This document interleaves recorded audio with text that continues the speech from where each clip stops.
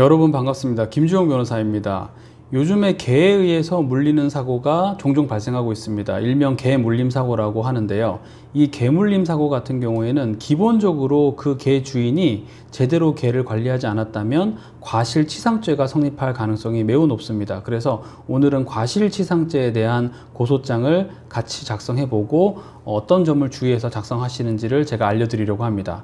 고소인은 피해를 입으신 분이 하면 될 거고요. 이여울이라고 했습니다. 그리고 주민등록번호도 가상의 주민등록번호를 기재를 하고, 주소지는 피해자가 서울 동작구에 사시는 것을 가정했고, 전화번호는 010-1234-5678로 제가 적어봤습니다. 피고소인은 나몰라 서울 용산구 신창동에 사시는 분이고, 전화번호는 010-2345-6789라고 했습니다.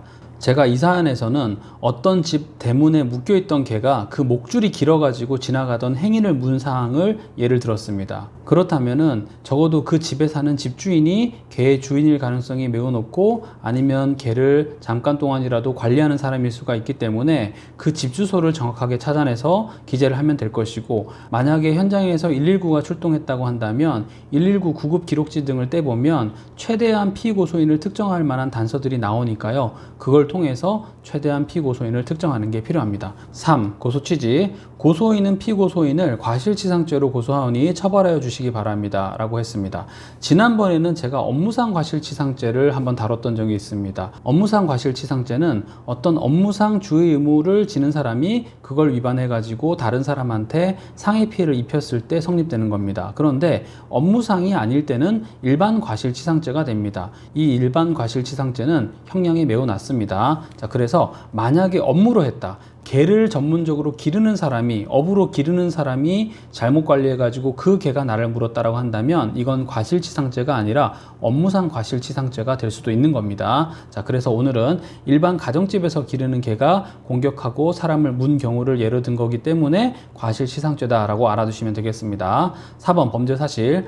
피고소인은 2021년 10월 20일 13시 30분경 서울 용산구 신창동 땡땡땡에 소재한 자신의 집 대문에 개의 목줄을 걸고 개를 기르는 주인으로서 자신이 키우고 있는 개가 대문 밖을 지나가는 다른 사람을 물지 아니하게 할 필요한 조치를 하여야 할 주의 의무가 있음에도 이를 게을리한 채 개 목줄을 길게 늘어뜨려 놓아서 대문 앞에 길을 걸어가던 고소인의 왼쪽 다리를 물게 하여 피해자에게 약 2주간의 치료가 필요한 대퇴에 열린 상처를 입게 하였습니다. 자, 이게 범죄 사실입니다.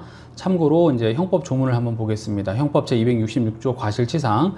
과실로 인하여 사람의 신체를 상해에 이르게 한 자는 500만 원 이하의 벌금, 구류 또는 과료에 처한다 라고 되어 있습니다. 그러니까 과실로 다른 사람의 신체에 상해를 이르게 하면 과실치상이 됩니다. 이 과실은 쉬운 말로 실수 혹은 주의 태만, 이런 것들이라고 생각하면 될 겁니다. 그런데 2항을 한번 보십시오. 제1항의 죄는 피해자의 명시한 의사에 반하여 공소를 제기할 수 없다. 무슨 말이냐면 과실치상죄로 상대방에 대해서 고소를 하실 때는 반드시 명확하게 고소 의사를 밝히시는 게 필요합니다. 그렇지 않으면 반의사불벌죄이기 때문에 공소 자체를 제기할 수 없는 범죄에 해당합니다. 그래서 제266조 제2항에 이런 내용이 있다는 것을 꼭 유의하시고 정확한 고소 의사를 명확히 밝히셔야 된다라는 것을 말씀을 드리겠습니다.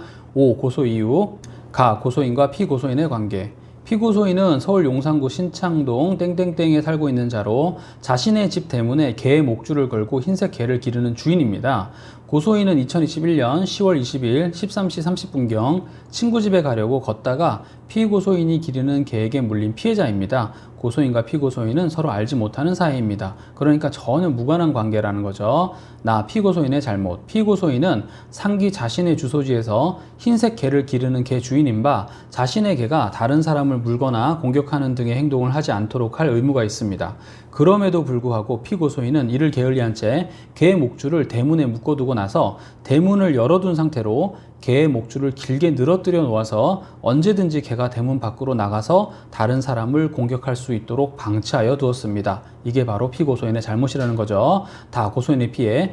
피고소인의 잘못된 행동으로 인하여 피고소인이 기르는 흰색 개가 당시 대문 앞을 걸어서 지나가고 있던 고소인에게 덤벼들어서 왼쪽 다리를 물었고, 고소인은 약 2주간의 치료가 필요한 대퇴에 열린 상처에 상해 피해를 입게 되었습니다 라고 했습니다. 이때 이 상해 피해를 입었다라는 사실까지 입증이 돼야만 상대방이 과실치상으로 처벌을 받는 겁니다. 치는 이를 치자입니다. 실수가 결국 상해까지 이르게 했다라고 해서 과실치상이 되는 겁니다. 그래서 증제 1호증으로는 상해진단서, 증제 2호증으로는 소견서, 예를 들면 2주간의 안전가료가 필요함 이런 소견서겠죠. 증제 3호증으로는 당시의 진료기록지, 초진기록지 같은 것들, 증제 4호증으로는 119가 출동했다면 구급기록지, 그리고 증제 5호증으로는 그 당시에 물려서 사진 같은 것이 남아있다면 사진을 제출해도 좋을 겁니다. 그래서 이렇게 작성하시면 되고요. 증거자료는 고소인은 고소인의 진술 외에 제출할 증거가 있다. 즉, 내 진술 말고도 내 진술이 진짜라는 것에 대한 입증 자료가 있다라고 하면서 여기 체크를 하시고 관련된 내용을 다 제출하시면 됩니다. 중복고소인지, 그리고 관련 형사사건이 또 진행되고 있는지, 그리고 이걸 민사로 지금 진행하고 있는지도 다 성실하게 체크를 하신 다음에 제출을 하시면 되고, 마지막으로 상기와 같은 이유로 고소인은 피고소인을 과실치상죄로 고소하오니 엄벌에 처해 주시기 바랍니다 라고 마무리를 했습니다. 그리고 고소인 이어굴이라고 하고요. 이 서류에 간인을 하십시오. 반 접어서 연결해서 이제 도장을 찍는 겁니다. 간인하시고 나서 서울 용산경찰서, 범죄가 서울 용산에서 발생했으니까 서울 용산경찰서 귀중이라고 해서 제출하시면 됩니다. 그리고 뒤에 이제 별지로 증거자료 세부 목록이라는 게 있습니다. 인적 증거로 만약에 목격자가 있다면 목격자, 이때 근처를 지나가던 행인이 이걸 받고 그 다음에 내가 그 사람의 연락처를 안다면 그 사람의 이름과 연락처를 써가지고 경찰이 참고인으로서 다 조사를 할 수 있도록 해주면 되고요.